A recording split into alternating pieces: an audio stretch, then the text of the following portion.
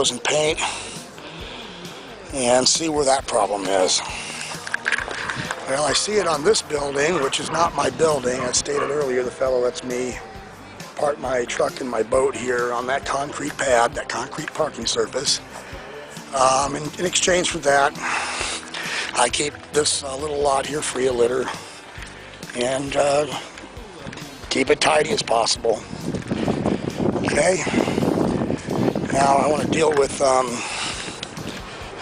where it's talking here about failing and faulty deteriorated exterior weather and whatnot. There's my windows and my roof.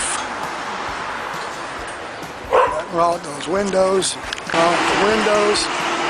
Again, nothing wrong with my windows. I don't have siding in this thing or any of that. All of my windows, my siding is fine, my roof is great. None of those allegations are even true. On part 2 there where it says corrective actions required.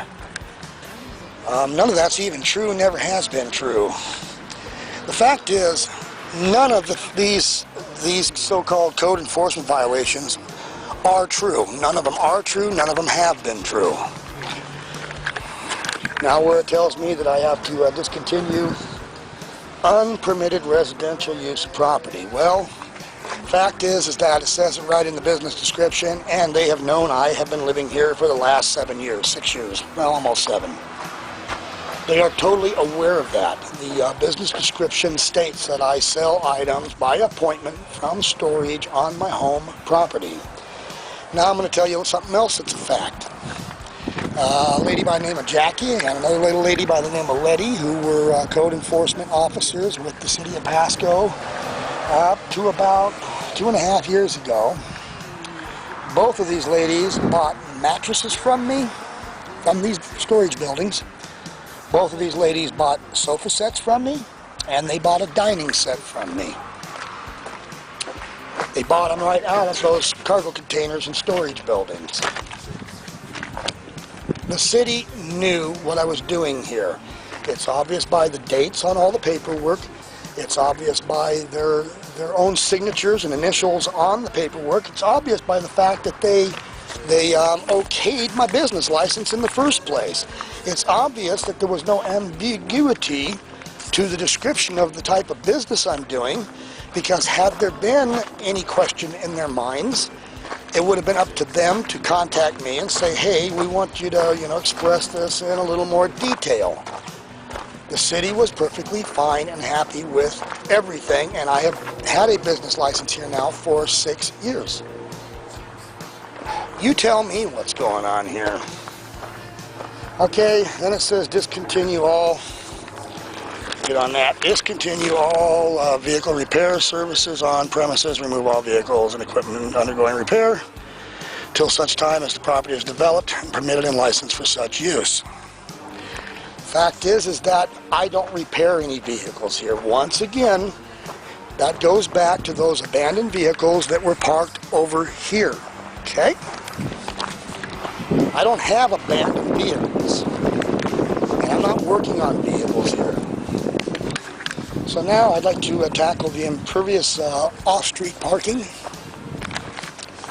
Let me just go ahead and we'll get the long shot on my alleyway here real quick. There's my alleyway. That's my son's car over there. You saw grandkids earlier. There's no vehicle that is obstructing this alleyway at all. Okay? Now, another fact.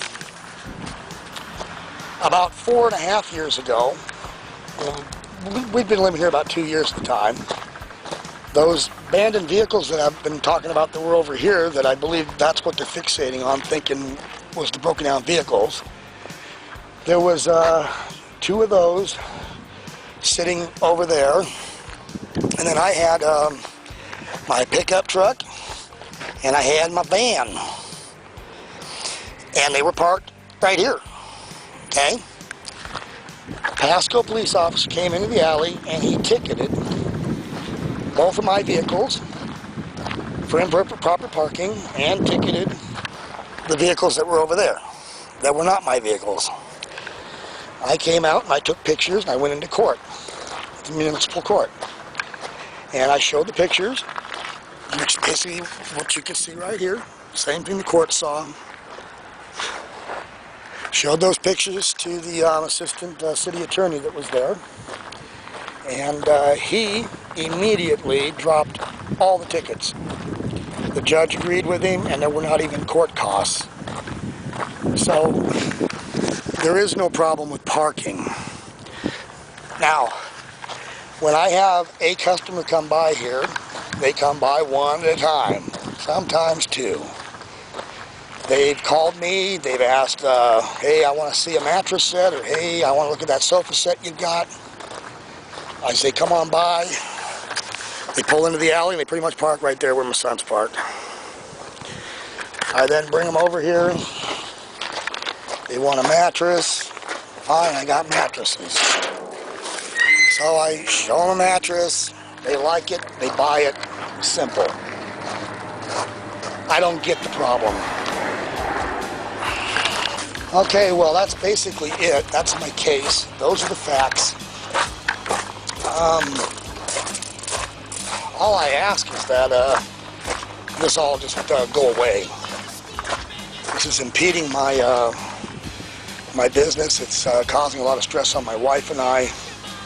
And I'm gonna end right there. And then what I want to do is I'm going to hand y'all a DVD that covers some other aspects of this that I think you need to be taking a look at as well. But we won't run that right now. I just want to let you just weigh my case. Thank you very much. Okay, well, you know what, I guess just to close this thing out, what's happening here is we've got, by the record, by the facts that I just showed you with all the paperwork and the dates, that we have a code enforcement office that has not done their job properly. If they believe there's anything ambiguous about my business description, and the fact that I do it out of my home, self-storage on my home property, they should have contacted me back then, and we could have clarified if that's what they needed. But I think it was pretty plain and simple. I tried to make it very simple. KISS, keep it simple, stupid. What's coming down to is my livelihood, my wife's and my business, our little mom and pop thing here, is in jeopardy, and we could lose the income that we get from this. And I mean, you can look at what I've got here. I mean, I'm not getting rich, folks, but you know, I do make a decent living. My house will be paid off in 3.5 years, and that will be a $750 payment that I no longer have to make. My intention is to continue to do this as long as I feel up to it. I'm 51, and I can tell you that my health ain't been as good as it used to. My son, he works with me. He makes about $500 a month off of this. And I know that doesn't sound like a lot, but for his situation, it is. And it's going to affect my son's situation. You saw my grandkids earlier. His situation is this. His wife is in the Navy. She's active reserve. She's in the medical field. She's a surgical technician. He's got the two little kids that are 6 and 3, or 7 and 3. He comes here, he has my phone with that number on it to take the calls, and what he does is he works for me on a commission basis and an hourly $10 an hour basis, kind of partnered up with me on it. And so his income would also be in jeopardy because of that. Now, how does that work so well at a $500 a month for him? Well, he doesn't have to pay child care. His wife being in the Navy and her working full-time and having the 2 kids, this is just a really nice situation for him and for me and for the family as a whole. Okay, actually this is my son right here. Hey, Sean. Hey, Dad, I didn't want to get on the camera. I was just going to talk to you about the fridge. Oh, okay. Well, I was just telling about what your part is here. Oh, okay.